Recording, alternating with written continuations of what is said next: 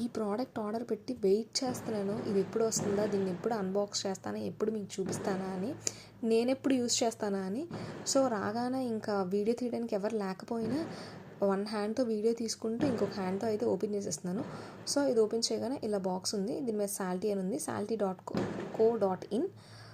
ఇది వచ్చేసి ఒక యూనిక్ ప్రోడక్ట్ అనమాట. లోపల ఒక విజిటింగ్ కార్డు ఉంది, దీని మీద 6 months వారంటీ అని ఉంది, అండ్ ఒక స్కానర్ కూడా ఉంది.